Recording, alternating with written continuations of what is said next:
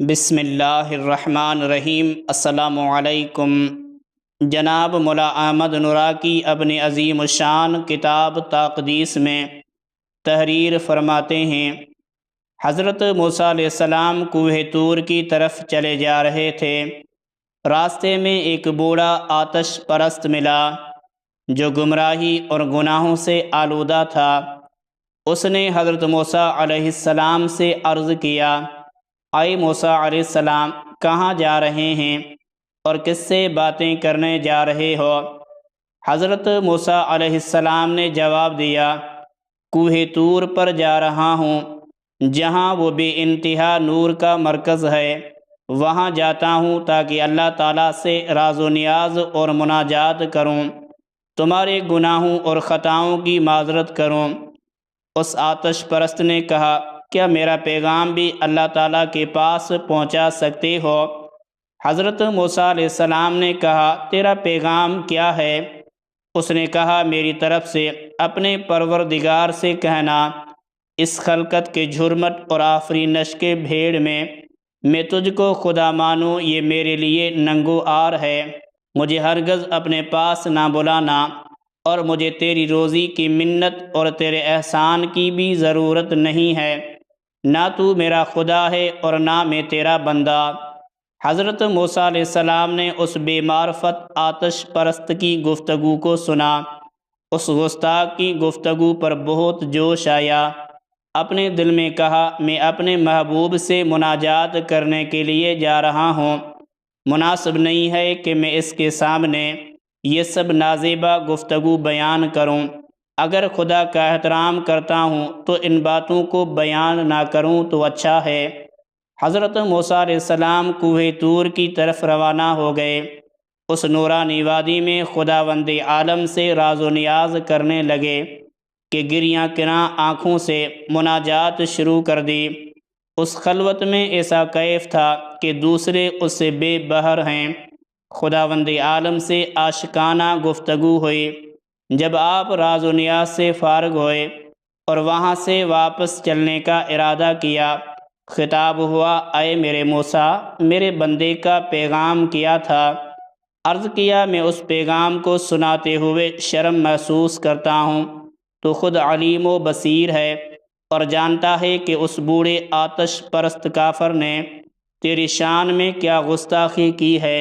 خطاب ہوا، اس زبان دراز کے پاس جانا اور میری طرف سے اس کو سلام کہنا، اور اس کے بعد پیار و محبت سے اس کو یہ پیغام سنانا، اگر تجھے مجھ سے آر ہے تو مجھے تجھ سے کوئی آر نہیں، ہرگز تجھ سے جنگ نہیں کروں گا۔ اگر تو مجھے نہیں چاہتا، میں تجھے بہت چاہتا ہوں۔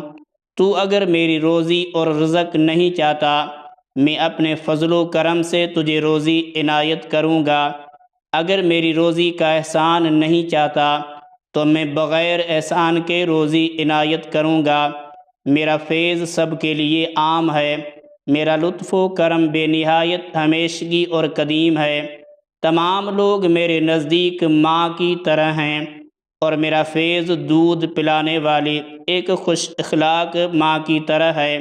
ہاں، بچے کبھی غصے میں اور کبھی پیار میں پستان مادر کو اپنے منہ سے نکال دیتے ہیں، لیکن ان کی ماں ان سے ناراض نہیں ہوتی، بلکہ پھر اپنے پستان ان کے منہ میں رکھ دیتی ہے۔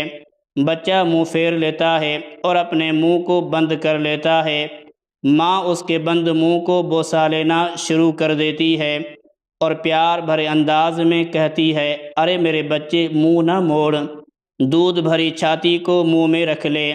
اے میرے لاڈلے، دیکھ تو صحیح، میرے پستان سے بہار میں ابلنے والے چشمے کی طرح دودھ جوش مار رہا ہے۔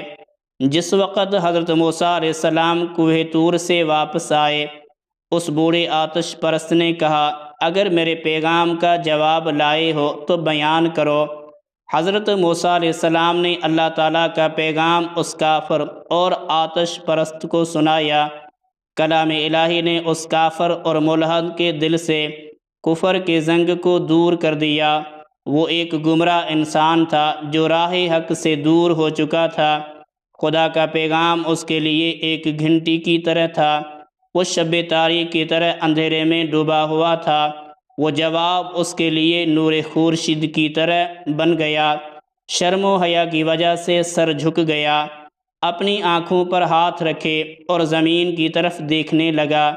تھوڑی دیر بعد اس نے سر اٹھایا اور اشک بھری آنکھوں اور سوز جگر کے ساتھ کہا، اے موسیٰ علیہ السلام، تم نے میرے جسم میں آگ لگا دی ہے، جس سے میرا جسم و روح دھواں ہو گیا ہے۔